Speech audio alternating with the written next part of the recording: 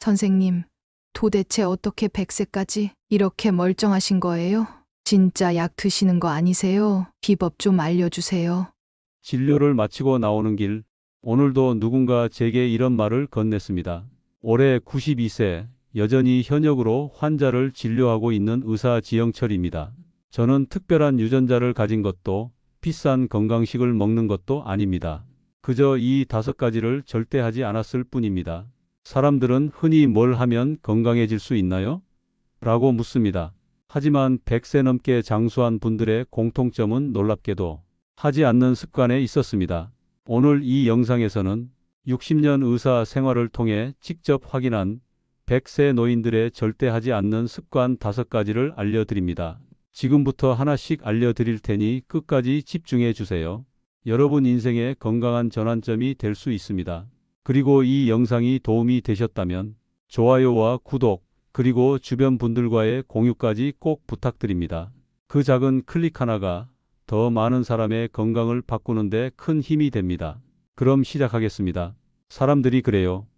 선생님, 요즘 밥만 먹고 나면 속이 더부룩하고 자꾸 졸려요. 그래서 제가 물어보죠.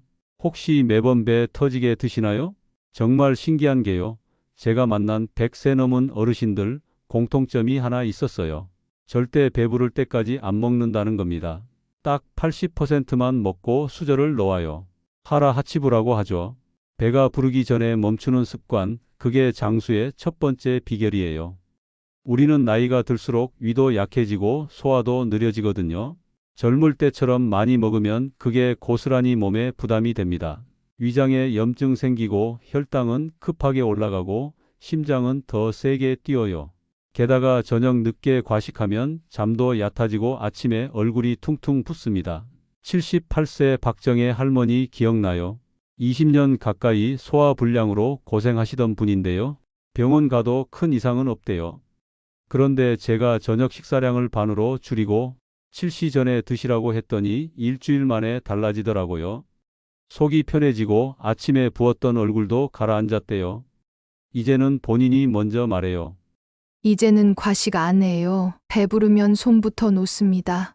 과식은요, 절대 건강을 도와주지 않습니다. 먹고 나서 속이 답답하거나 졸리면 그건 이미 몸에서 신호 보내는 거예요. 제발 그 경고를 무시하지 마세요. 오늘 저녁부터는 딱 80%만 드셔보세요. 이 정도면 됐다 싶은 순간 수저를 내려놓는 겁니다. 처음엔 어렵지만요, 금방 익숙해집니다. 그 작은 습관 하나가 100세까지 가는 길을 열어줍니다. 두 번째로 100세 넘게 장수하신 분들이 절대 하지 않는 습관이 있어요. 그게 뭔지 아세요? 바로 감정을 속으로 삼키지 않는 겁니다. 우린 흔히 이렇게 말하죠. 화를 내면 건강에 안 좋아. 어른이니까 참아야지. 그런데요, 그게 꼭 옳은 말은 아니에요. 억지로 참는 화, 쌓아두는 슬픔, 그게 더 건강을 해칩니다. 제가 진료하면서 늘 느끼는 건 몸이 아픈 분들 중 상당수가 말 못한 감정을 품고 살더라는 거예요. 서운한 것도 말 못하고 억울한 일도 그냥 삼키고 속이 쓰리다고 하면서도 그 이유를 몰라요. 근데 이야기를 듣다 보면 결국 마음에서 시작된 경우가 많아요. 85세 강순자 할머니 이야기 드릴게요. 이분은 복통이 계속돼서 병원을 여러 군데 다녔어요. 소화제도 먹고 내시경도 몇 번 했죠. 근데 이상이 없어요. 제가 조심스럽게 여쭤봤어요. 요즘 속상한 일 있으셨어요? 처음엔 말 안 하시더니 한참을 있다가 조용히 그러시더라고요. 며느리한테 서운한 말 들었는데 아무한테도 말 못했어요. 그 눈에서 눈물이 뚝 떨어지는데 저도 같이 마음이 먹먹해졌습니다. 그날 이후 그분은 매주 저한테 짧게라도 감정을 털어놓으셨어요. 기적처럼 복통이 사라졌어요. 약보다 대화가 더 큰 치료였던 거죠. 100세 노인들 보잖아요. 그분들은요, 화를 아예 안 내는 게 아니에요. 화를 건강하게 푸는 법, 슬픔을 흘려보내는 법을 아는 거예요. 누군가에게 말하거나 글로 쓰거나 아니면 혼잣말이라도 하면서 감정을 쌓아두지 않더라고요. 심지어 제가 만난 한 93세 할아버지는 매일 일기를 쓰셨어요. 속상한 일, 고마운 일, 뭐든 다 적으셨대요. 그게 본인 건강이 해독제라고 하시더라고요. 감정을 억누르는 건요, 그냥 마음의 문제가 아니에요. 우리 몸의 면역력, 신경계, 호르몬 분비에까지 영향을 줍니다. 속으로 삼킨 분노는 결국 위장을 자극하고 묵힌 슬픔은 수면장애, 두통, 만성 피로로 이어집니다. 마음이 편해야 몸도 편해요. 몸이 편해야 오래 살 수 있죠. 그러니까 여러분, 제발 감정을 억지로 누르지 마세요. 화를 낼 땐 내되 폭발이 아니라 표현으로. 속상한 일이 있으면 믿을 만한 사람에게 털어놓고 아니면 종이에라도 써보세요. 그게 바로 100세까지 살아가는 사람들이 몸에 익힌 감정의 배출 습관이에요. 참는 게 미덕이라는 말 이제는 좀 바꿔야 할 때입니다. 진짜 건강한 사람은요, 참는 사람이 아니라 잘 풀고 흘려보낼 줄 아는 사람입니다. 세 번째, 100세를 넘긴 분들의 공통점은요, 하루라도 몸을 안 움직이는 날이 없다는 겁니다. 운동선수처럼 헬스장을 다닌다는 게 아니에요. 그냥 매일 꾸준히 몸을 조금이라도 움직인다는 겁니다. 많은 분들이 오해하세요. 이 나이에 무슨 운동이에요? 무릎도 아픈데? 근데요, 가만히 있는 게 오히려 더 나쁩니다. 움직이지 않으면 관절이 굳고 근육이 줄고 피도 잘 안 돌아요. 그리고 그렇게 몸이 뻣뻣해지면 나는 이제 나이 들어서 못해라는 생각이 몸에 박혀버리는 거죠. 제가 기억하는 한 어르신이 계세요. 올해 97세 되신 김문식 할아버지. 매일 아침 집 앞 골목을 30분씩 걷습니다. 비가 오든 눈이 오든 딱 그 시간은 지키세요. 내 다리는 내가 써야지 안 굳는다니까 하시더라고요. 그분 허리도 곱고 말도 또렷하세요. 아침에 한 바퀴 안 돌고 밥 먹으면 소화도 안 돼요. 이게 그분 철칙이에요. 중요한 건 운동이라는 단어에 너무 겁먹지 않는 것입니다. 사람들이 운동하라고 하면 막 숨차고 땀 뻘뻘 나는 걸 떠올려요. 하지만 100세 노인들은 그렇게 운동하지 않아요. 그냥 일상 속에서 움직입니다. 빨래 널고, 계단 오르고, 정원에 물 주고, 손주랑 놀고. 그게 다 운동이에요. 제가 늘 말씀드리죠. 움직이는 몸이 산다. 하루 종일 앉아만 있고, TV만 보고, 소파에서 꼼짝 않는 생활이 가장 무서운 건강이 적입니다. 움직임이 줄면 혈류가 줄고, 혈류가 줄면 뇌도 심장도 장기도 다 같이 느려져요. 심지어 기분도 가라앉습니다. 몸이 무거울수록 더 움직여야 해요. 처음엔 5분이라도 괜찮습니다. 일어나서 창문까지 걸어가세요. 물 한 잔 뜨러 부엌까지 가보세요. 그렇게 시작하는 거예요. 92세인 저도 매일 아침 일어나서 가볍게 몸을 흔들고 어깨 돌리고 무릎 꿇고 앉았다 일어나 봅니다. 딱 5분이지만 그 5분이 하루를 다르게 만들어줍니다. 그리고 제일 중요한 건요, 쉬는 날이 없다는 겁니다. 오늘은 그냥 좀 누워있자 하는 그날, 몸은 생각보다 빠르게 무너집니다. 꾸준함이 곧 장수의 근육을 만드는 습관이에요. 지금 이 영상 보고 계신 분들, 오늘 하루 몸을 얼마나 움직이셨나요? 만약 하루 종일 앉아만 있었다면 이제 자리에서 일어나 한 바퀴 걸어보세요. 그 한 걸음이 100세까지 이어질 수 있습니다. 네 번째입니다. 제가 100세 어르신들 진료하면서 진짜 많이 느꼈던 공통점 하나, 바로 혼자 아픔을 끌어안고 참지 않는다는 거예요. 요즘 사람들, 특히 나이 드신 분들 보면요, 몸이 아파도 병원에 안 갑니다. 괜찮아지겠지. 이 나이에 뭘, 자식들 바쁜데 괜히 걱정시키지 말자.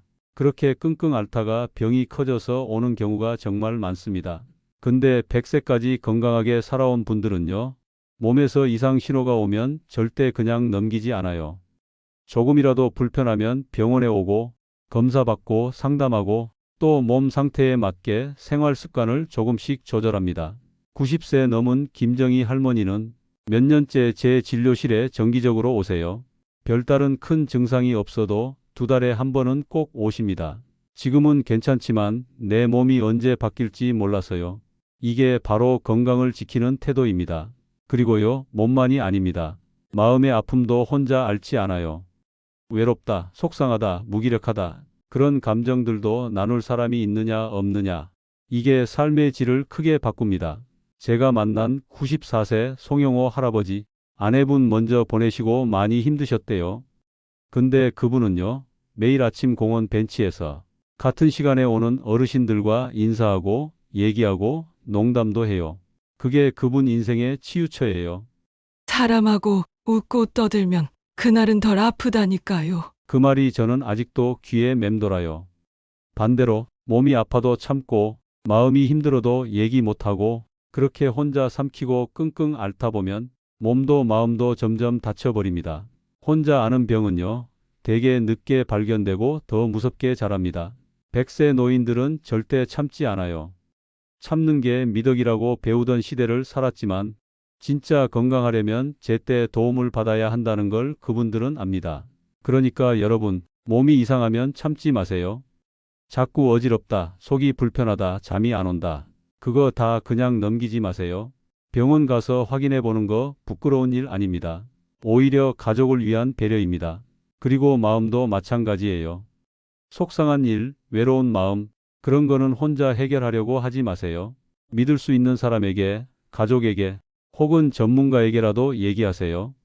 말하는 것만으로도 마음이 한결 가벼워지고 몸에도 좋은 영향을 줍니다. 혼자 끙끙 앓는 사람은 오래 못 갑니다. 100세까지 가려면 제때 말하고 제때 도움받는 용기가 필요합니다.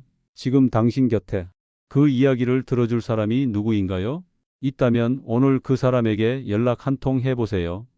그게 건강한 노년의 시작입니다. 마지막 5번째입니다.